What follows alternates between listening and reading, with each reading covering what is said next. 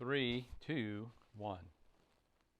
Hi, I'm George the Weather Dad, and believe it or not, we're 1 month away from the longest day of the year. About 30 days away from the first day of summer, and it's going to feel like summer across most of the country, especially the eastern half.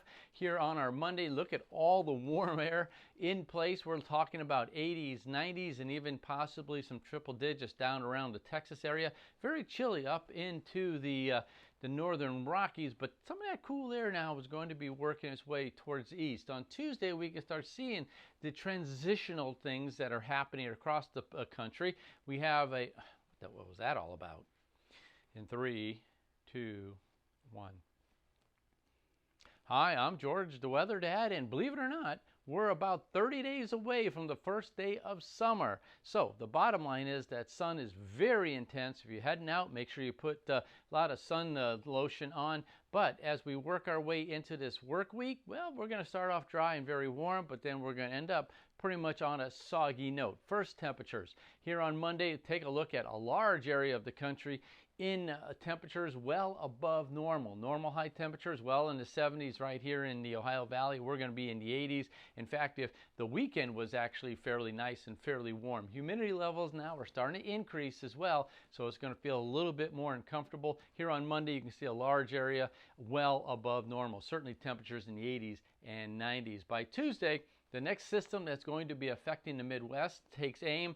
It's up in the high plains, still very warm across most of the country, at least the eastern half of the country, still very chilly out in the Rockies. By Wednesday, the system moves up into Canada, but the cold front's going to swing behind it, and it's going to start bringing in some cooler air. Cooler air is relative. It's going to still feel fairly warm, but it's not going to be the oppressive 80s and 90s that we'll be seeing here on Monday and Tuesday. This is on our Wednesday. Also, there's going to be precipitation in this area of the country. Still very warm across the eastern southeast and as well as the south.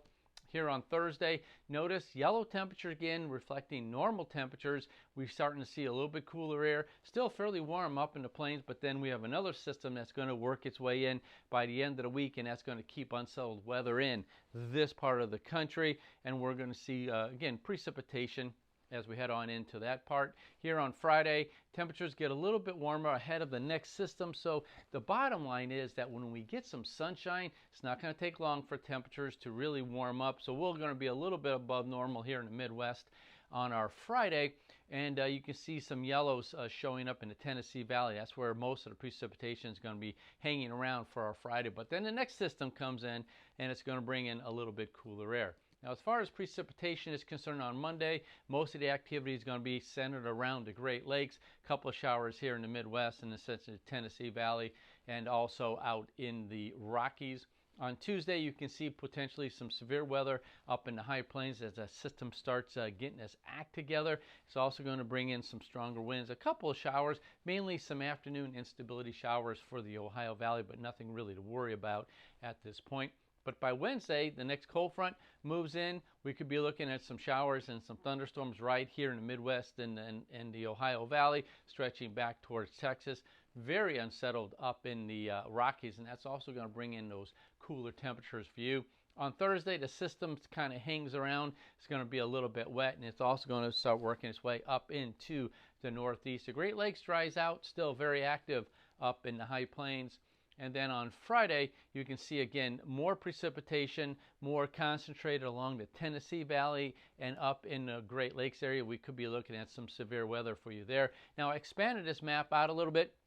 There's a system out into the Atlantic. It's actually going to be sitting right around here on Thursday. It's going to be pushing its way out into the Atlantic. We're getting close to now hurricane season. Nothing to worry about for us here in Florida or the eastern seaboard. So there you have it. It's going to be very warm and dry to start our week, and it's going to be a little bit cooler and very wet as we end the week. I'm George, the Weather Dad.